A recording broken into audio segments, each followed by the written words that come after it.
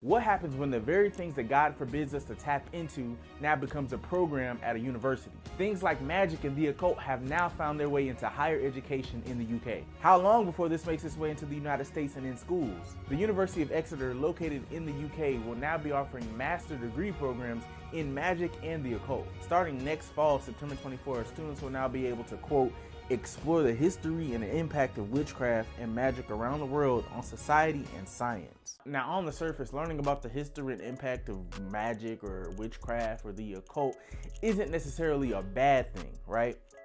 Churches do it, Christian universities, seminaries, some seminaries talk about things relative to the occult or magic or witchcraft or things of that nature, right?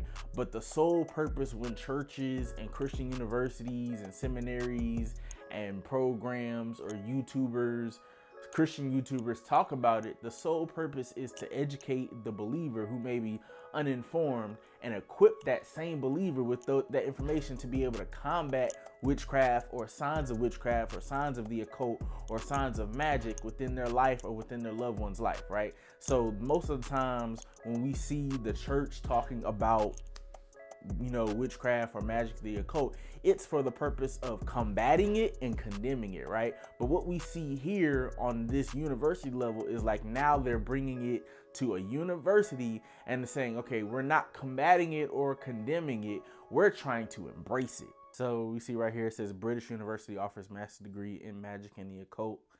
It says, if you've been getting into crystals, manifesting your dream board, or exploring feminist readings of witchcraft, you can now take your hobby to the next level with the UK's first postgraduate degree in magic and the occult. So this is the UK's first postgraduate degree in magic and the occult, right? So it's saying people who've been getting into crystal, if you're wondering what the occult or what magic is, getting into crystals, manifesting, Ouija boards, aligning chakras, voodoo, hoodoo, all that good stuff, not good stuff, all that bad stuff, all that stuff. That's what this is talking about. And it's saying now these individuals will now be able to take a postgraduate degree program on these very things, right? And it says it's the University of Exeter. So it's the University of Exeter and is a multidisciplinary degree which starts in September 2024, and it will draw on history, literature, philosophy, archaeology, sociology, psychology, drama, and religion to show the role of magic on the West and the East. Like I was saying earlier, trying to find out the history or the impact of a thing isn't necessarily a bad thing, right? But where they take it to another level is, as you scroll down, it says the course will combine traditional Western academic methodologies and more alternative approaches, with students able to complete their dissertation through a performance work. They're not just researching it and learning about it, they're embracing it, but then they're also going to allow them to perform it. So one of the things that he says, it says citing rituals such as wearing jewelry considered to be lucky or representing a point of contact with a distant person or thing, touching wood, or not shaving to avoid jinxing the team on match day. Salove said, a superficial glance at our own beliefs and the beliefs of the people around us shows that magic is a part of our everyday life. Responsible scholars would do well to take this seriously. They have a point. You look up the definition of what magic is, you got a point.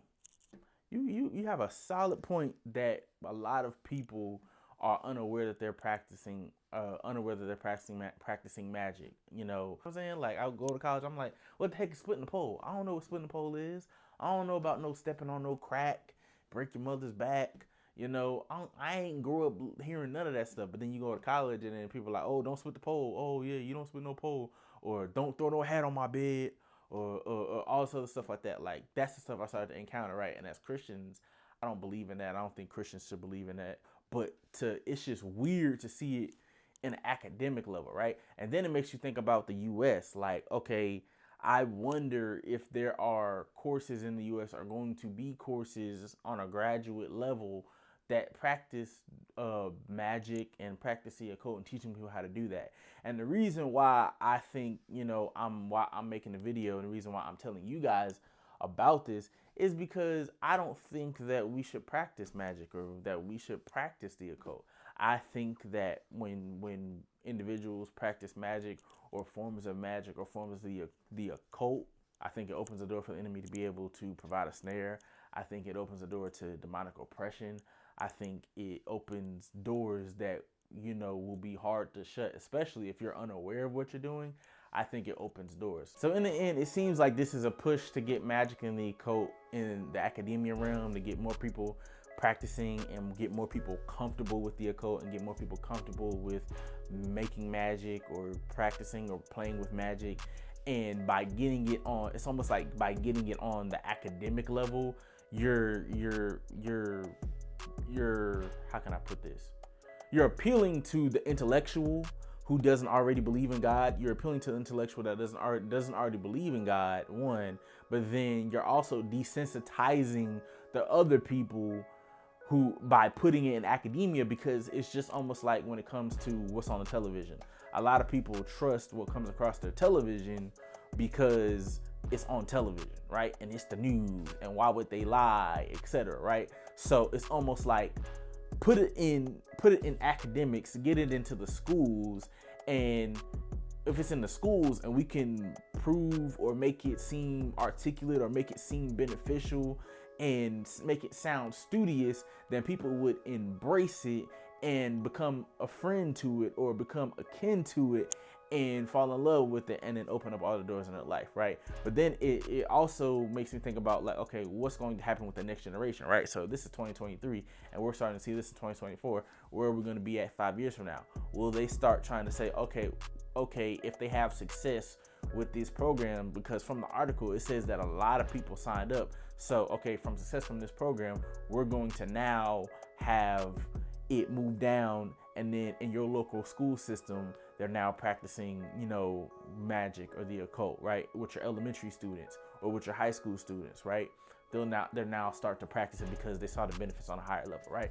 So it's definitely something to be to watch out for.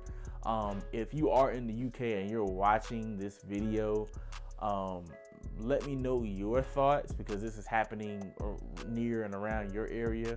But also too, let me know if most of my viewers are in America, so let me know your thoughts as well. Do you think this is good or bad?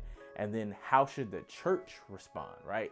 Like I said earlier in the video, the church has done not a great job, but there's some certain individuals, and it's growing every single day, but there's certain individuals that warn the church and about how to combat and condemn it, right? But what should the church's response be to this? Should the church speak out against this? What should the church be doing in the scenario?